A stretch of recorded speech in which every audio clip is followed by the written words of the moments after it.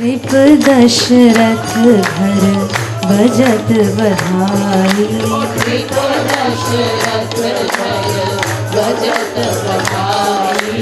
नृप दशरथ घर भजत बधाई। नृप दशरथ घर भजत बधाई। नृप दशरथ घर भजत बधाई। नृप दशरथ घर भजत बधाई।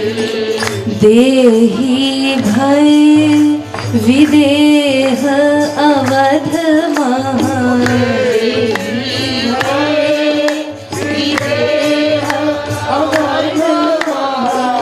देहि भय विदेह अवध महा।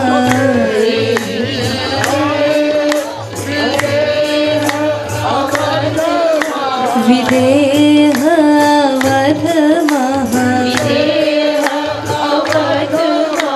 विदेह अवध महा। देहि भय विदेह अवध महा।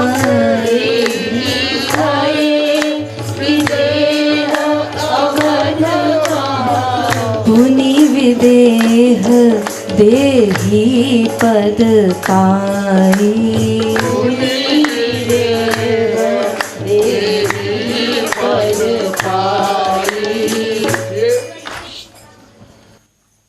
एक देही होता है,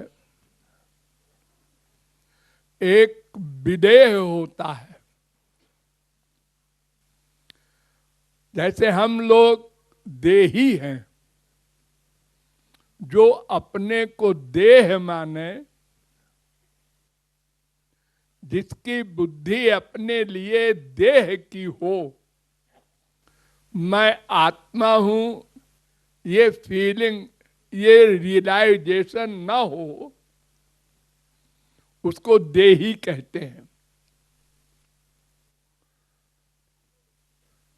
कौन देही है, कौन विदेह है, कैसे मालूम पड़े? तो देही की पहचान ये है कि जब आपको कोई बुरा कहे, आपको झापड़ लगावे, तो आपको फीलिंग ना हो। आप अपने को आत्मा मानते हैं, अंदर से फीलिंग में, थ्योरेटिकल नहीं।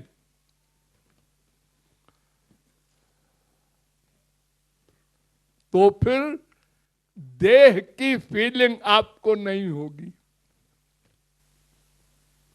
और अगर आप अपने को देही मानते हैं, तो फिर उसका अनुभव तो हम लोगों को वही है, डेली का। तो जब भगवान राम के दर्शन किया लोगों ने, तो अयोध्या में जो देही लोग थे, यानी जिनको देह की फीलिंग थी, उनको इतना आनंद मिला कि समाधिस्थ हो गए। यानी आनंद में लीन हो गए, शरीर का भान नहीं रहा। जैसे गहरी नींद में आप लोग सोते हैं, तो उस समय आपको फीलिंग नहीं होती ना, अपनी भी नहीं होती, औरों की भी नहीं होती। आत्म विस्मृति समाधि, मंडल ब्राह्मणोपनिषद। अपने देह का भान मिट जाए, उसको समाधि कहते हैं। योगी लोग करते हैं, महापुरुषों की समाधि अलग होती है, योगियों की अलग होती है। तो ये विदेह और देह, ये दो प्रकार के लोग अयोध्या में थे। विदेह जनक उन्होंने भी राम को देखा और इन्हीं बिलोकत अति अनुरागा बरबस ब्रह्म सुख ही मन त्यागा। वो विदेह थे, जब राम को देखा तो सदेह हो गए, यानी अपने अलावा भी देख रहे हैं राम को और अपने आप की भी फीलिंग हो रही है। ये दो आ गए। पहले एक था, विदेह माने एक की फीलिंग। विज्ञातार मरे के न बीजानी यार, बृहदारण्य को उपनिषद। सर्वत्र मैं की फीलिंग। जब सुखदेव परमहंस पैदा हुए, 12 साल तक तो मां के पेट से निकले ही नहीं कि हमको माया लग जाएगी। तो वेद व्यास ने पूछा, अरे भाई तुम कौन हो, बाहर आओ ना। सुखदेव ने कहा कि पिताजी मैं कौन हूं, क्या बताऊं। अनंत बार कुत्ते बिल्ली गधे की योनियों में गया, स्वर्ग में गया, तो मैं कौन हूं, एक हूं जो बताऊं।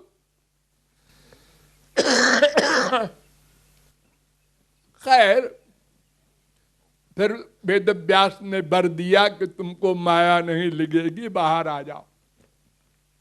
आते ही चल पड़े।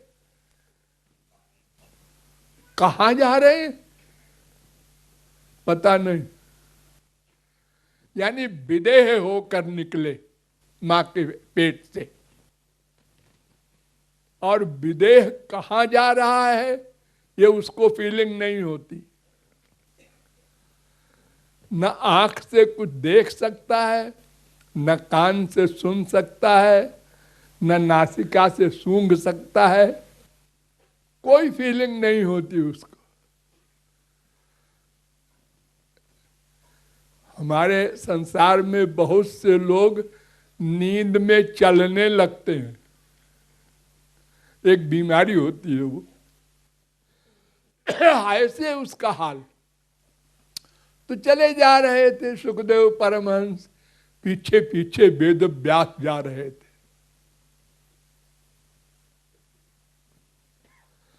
दृष्ट्वानुजान्तम ऋषि मत, ऋषि माने वही सुखदेव।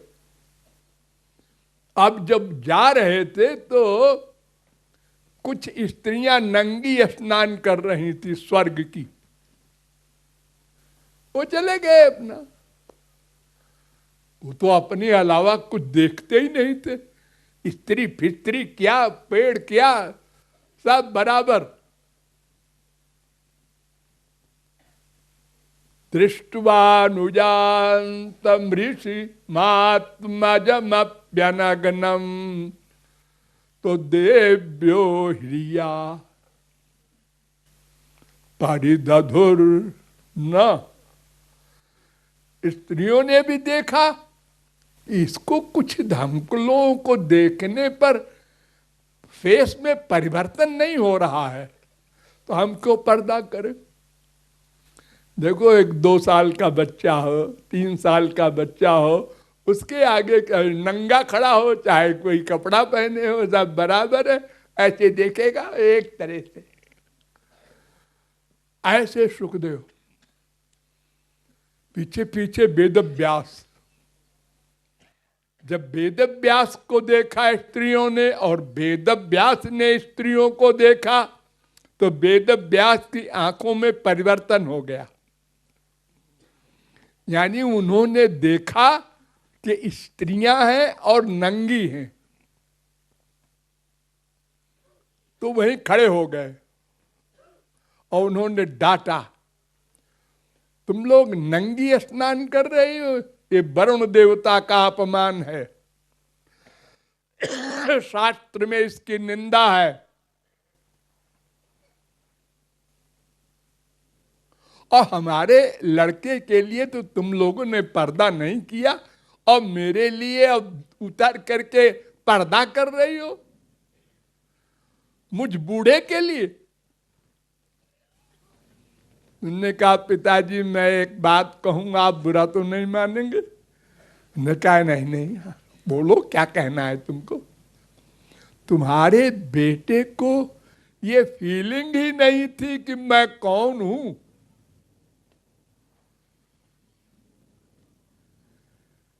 और आपको तो फीलिंग हुई ना कि मैं स्त्री हूं, नंगी हूं, तब आपने डांटा मुझे।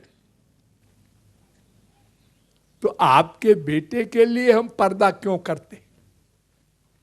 वो तो जैसे 2-3 साल का बच्चा होता है, उसके आगे उसकी मम्मी, उसकी बहन, उसके कोई भी नंगा घूमे, कैसे घूमे, वो एक सा रहेगा।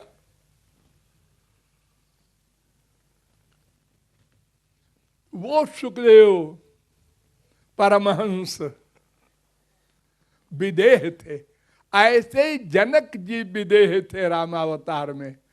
उन्होंने जब राम को देखा तो भूल गया कि मैं विदेह हूं, सदेह हो गए और विभोर हो गए। थकित होत जिमि चंद चकोरा, जैसे चकोर देखता रहता है लगातार चंद्रमा को, ऐसे यानी निराकार ब्रह्मानंद को छोड़कर प्रेमानंद में निमग्न हो गए। तो वो विदेह सदेह हो गए और सदेह विदेह हो गए।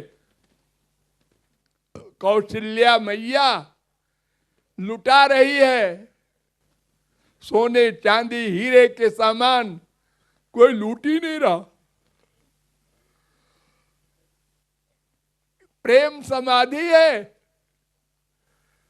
लूटने का होश किसको है? ये भगवान राम के दर्शन का सौरस्य है।